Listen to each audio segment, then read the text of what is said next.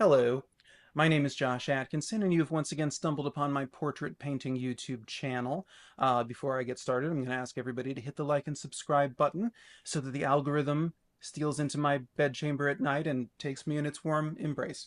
I don't usually post videos on Friday, and I never post videos quite this long, but this video is about hitting the tripod, is about how I'm submitting these two paintings for a contest you may have heard about being held by Slew, who is an art YouTuber with many followers. And so that's what this is going to be about.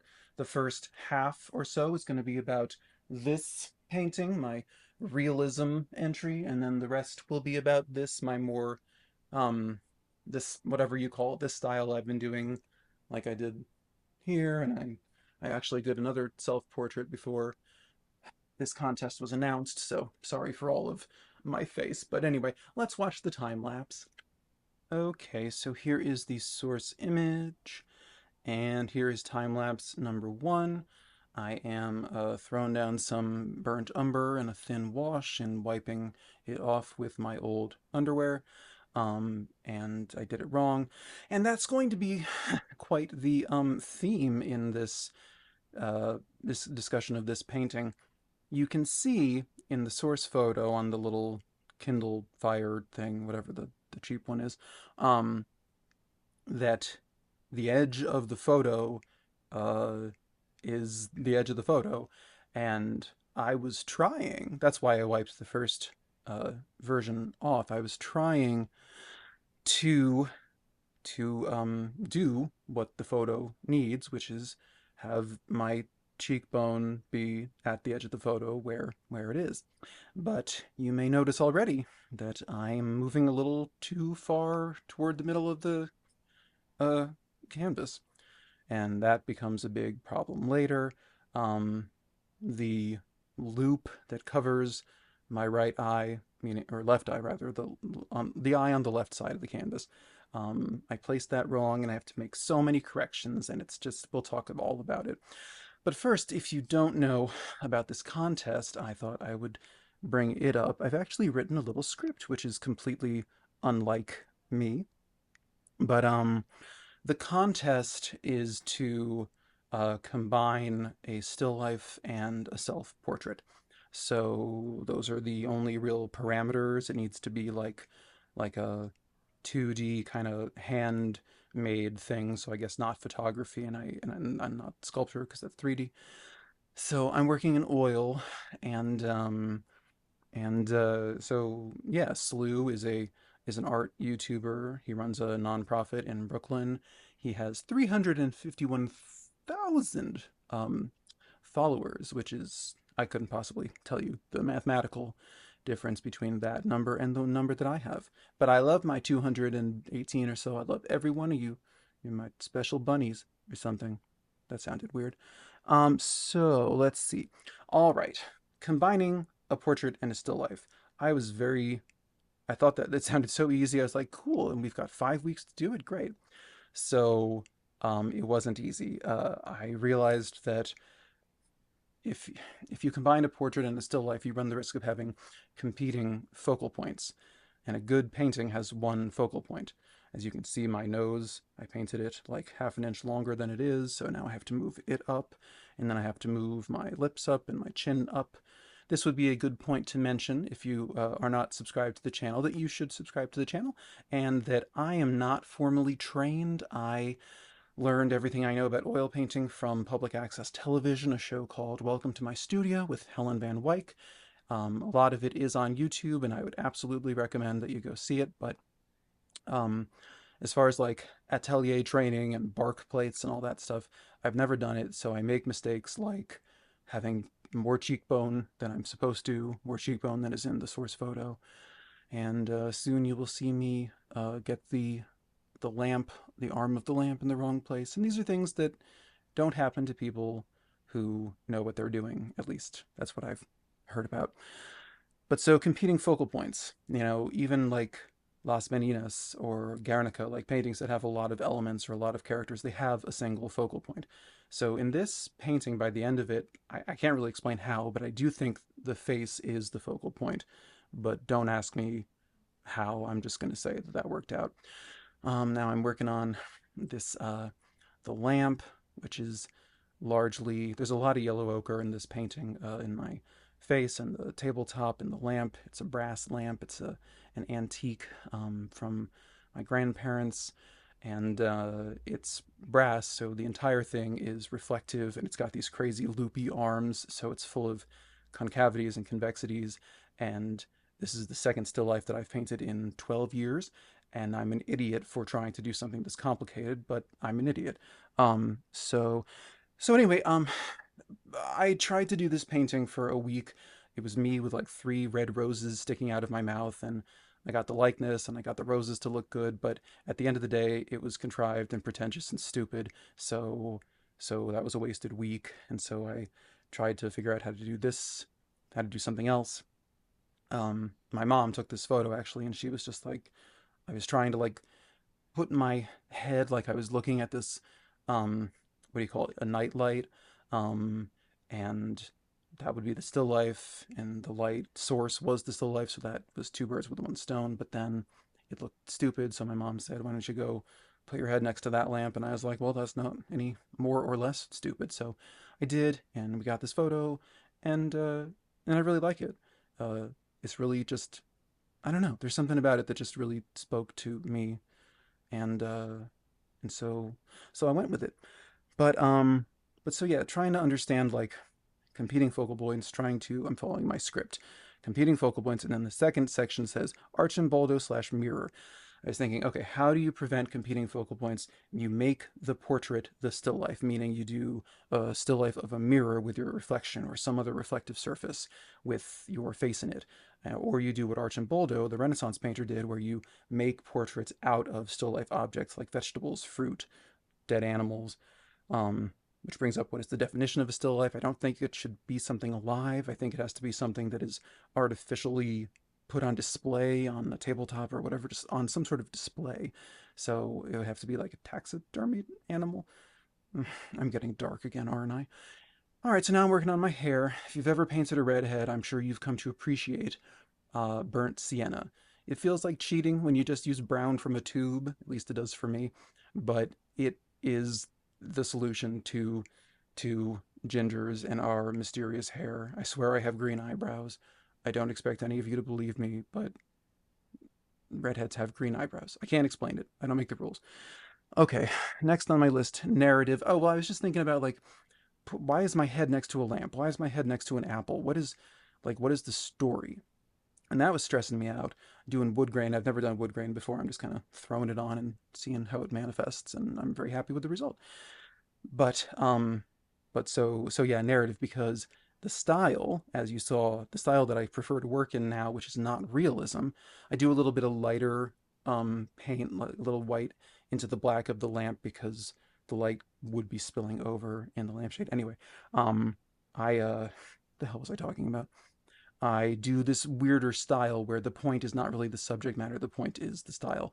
And so I don't want to have narrative because then that would be further competing with the style. I might this working on this really brought to my consciousness the fact that I prefer medium. I'm more interested in medium than subject. I'm interested in paint, creating textures and sense of motion. So here I can see that I did not line up my eye with the loop, so I am, and that my cheek is taking up too much room. It's not cut off where it's supposed to be in the photo. So I'm trying to like, I was looking at other photos, I was looking at myself in the mirror, I was tracing with my finger like where my sideburn lines up to my ear, and I was just kind of improvising and finding like what shade would make sense on my cheek as it recedes from the light. So I made a sort of permanent rose into oranges, and anyway, just good colors. And I had to just guess the structure of my eye and move it behind the what's it called, the loopy arm thing. I never even expected to do realism, but once I put the highlights on that lamp, I realized that I needed to do a realist painting, and so now I am going to show you how I did the other one. So then, yes, that is how I arrived at this self-portrait hybrid still life. Um, it's dry. Um, yeah, I'm thrilled with it. I haven't recorded the voiceover. Did I just say that? I don't know. Anyway, I wasn't expecting to do realism, but the lamp demanded it, so realism I did. And now we will watch the second time lapse about this jaunty spring painting. It's not spring. All right, time lapse. Okay, so here is our second source image, my mug again with sunflowers shoved down my shirt. Got a wash of my fake black, which I make out of burnt umber and ultramarine blue, and the same old pair of boxer briefs. Wiping it off. I struggle with this one to a surprising degree. As you can see in the background, I do portraits all the time. I put those all up because I came back from an art fair where there was some rain and I just wanted to make sure that everything dried if anything had gotten wet. But with this one, usually I kind of just wing the placement, the composition, which I know is very bad, but again, I didn't go to art school. I don't know what I'm doing. Um, but with this one, since the flowers were also taking up real estate in the image, like on the canvas, I tried to measure out, I tried to do what Helen Van Wyck always did on her show and just measure out the proportions with a, a segment of the brush and your thumbnail.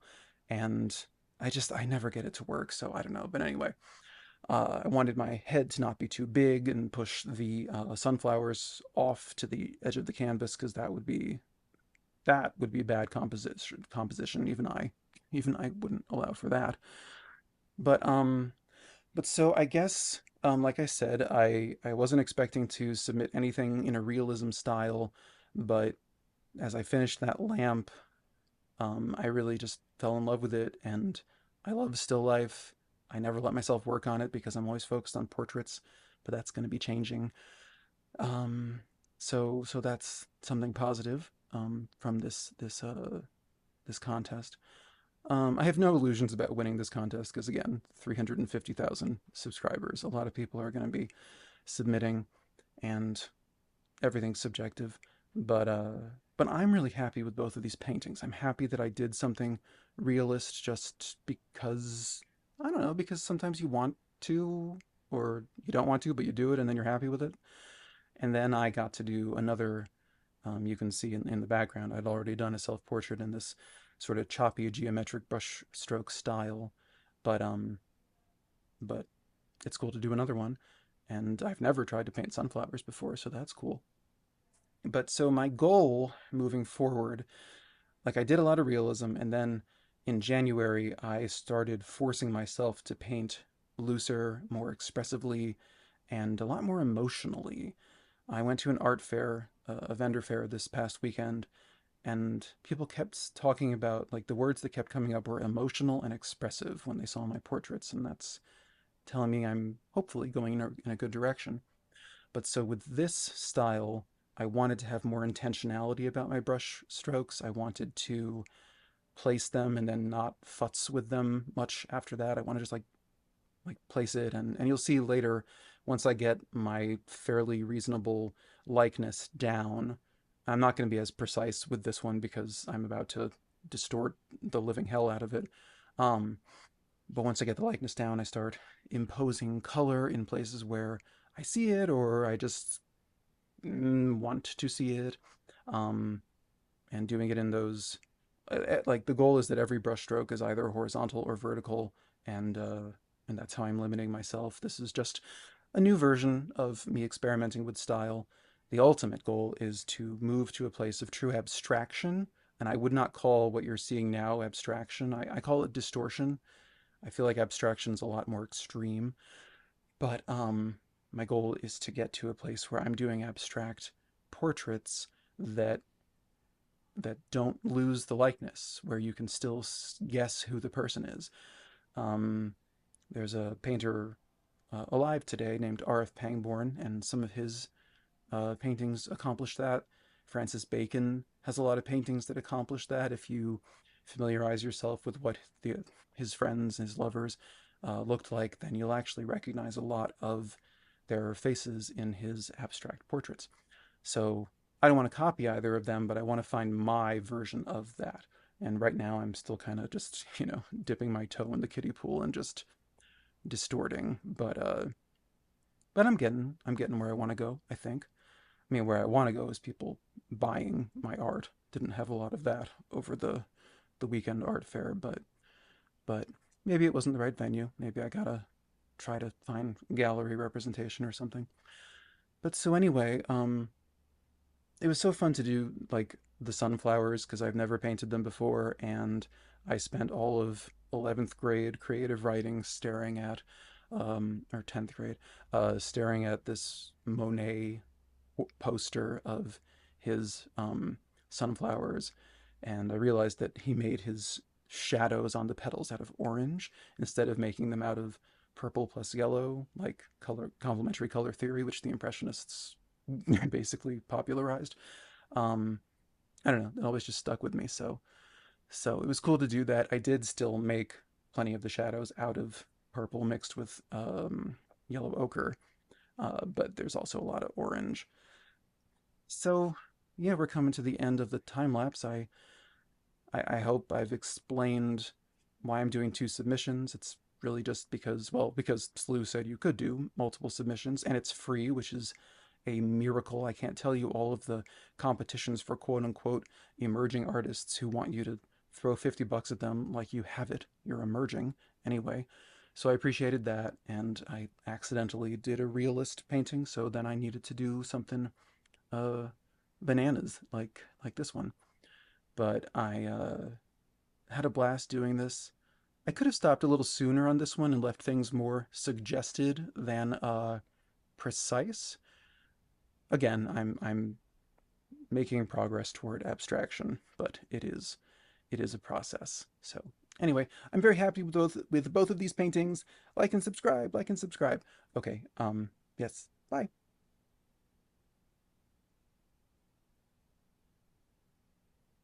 So then, yes, that is how I arrived at this self-portrait with sunflower still life. I would pick it up and move it, but I finished it 2 hours ago, so I can't. It's very, very wet, and I'm stained and just beaten and bedraggled. And it was wonderful. I had a lovely time making both of these. They both taught me so much that hopefully I have said during the voiceovers. Anyway, so that's the video. Please do hit the like and subscribe button so the algorithm will love me. And yeah, I mean, that's everything I guess I have to say. Thanks for watching. And yeah, if you enjoyed this video, check out my previous one, which I believe, mm, well, I don't know where that painting is. It's usually behind me. But I think it was about like painting people who have interesting stories, like the inner qualities over the outer. Anyway, just go watch my stuff. Go subscribe. And yeah, I guess I will see you. Oh, I usually say that I will see you in 7 days, which is a reference to The Ring. But I guess I will be seeing you. I post on Monday, so I'll be seeing you in 3 days with another portrait. Why am I posting two videos this week?